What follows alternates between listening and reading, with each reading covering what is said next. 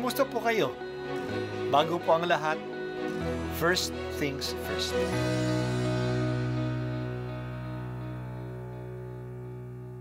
Good morning po.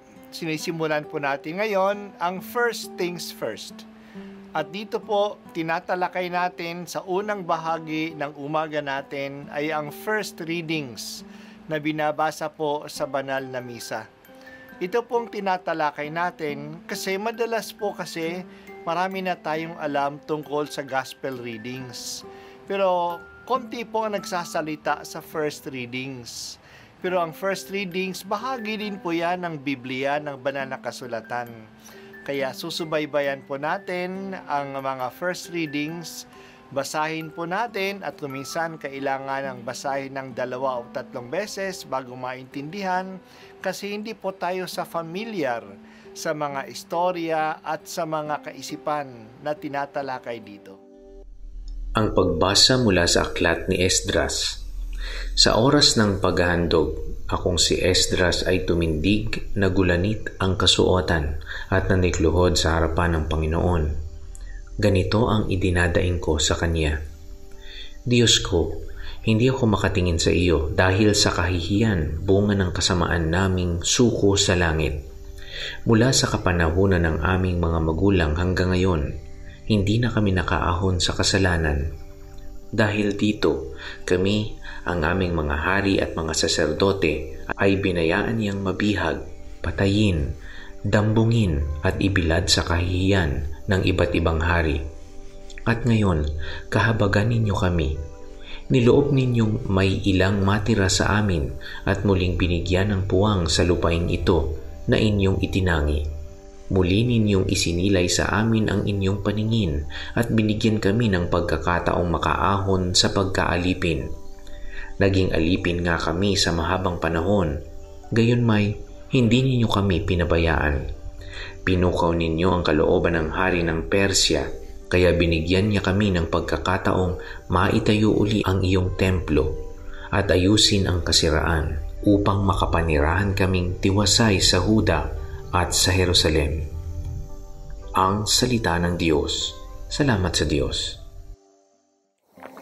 Ang pari at eskribang si Esdras ang nanguna sa mga tao na bumalik sa lupain ng Israel noong pinayagan silang bumalik. Inorganize ni Esdras ang grupo na sasama sa kanya. Pagdating doon sa lupain, kailangan ng panahon na makapag-settle down sila. Hindi katagalan, nabalitaan ni Esdras na nagkasala na naman ang mga tao. Nakipag-asawahan sila sa mga taga-roon at mga tao na galing sa ibang lahi. Pinagbawalan ito ng batas ni Moises upang hindi maakit ang mga Israelita na sumamba sa ibang mga Diyos na sinasamba ng ibang lahi at upang hindi sila maakit sa masasamang ugali at gawi ng ibang mga tao. Sa harap ng ganitong kasalanan, nagdasal si Esdras. Nagdasal siya na gula-gulanit ang kanyang damit at lumuhod sa harap ng Panginoon. Wala pa silang templo noon. Sa kanyang dasal, sinabi niya na hiyang-hiya siya sa Panginoon. Noon pa man, nagkasala na ang mga ninuno nila sa Diyos. Hindi sila sumunod sa kanyang mga utos. Kaya nga sila natalo ng kaaway at nabihag at ipinatapon sa iba't ibang lupain. Ngayon, nagkakasala na naman sila. Sa kagandang loob ng Diyos, pinukaw niya ang kalooban ng mga hari ng mga Persyano upang hayaan silang makabalik sa kanilang lupain. May pagkakataon na makaalis sila sa pagkaalipin sa ibang bansa.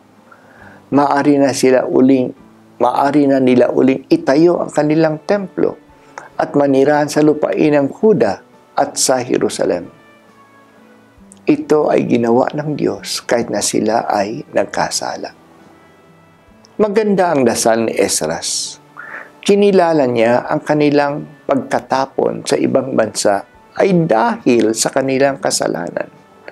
Hindi niya sinisi ang Diyos sa masasamang pangyayari sa kanila, kasi ito ay kagagawan din mismo nila. Hindi malupit ang Diyos sa kanila. Sila ang naging pabaya.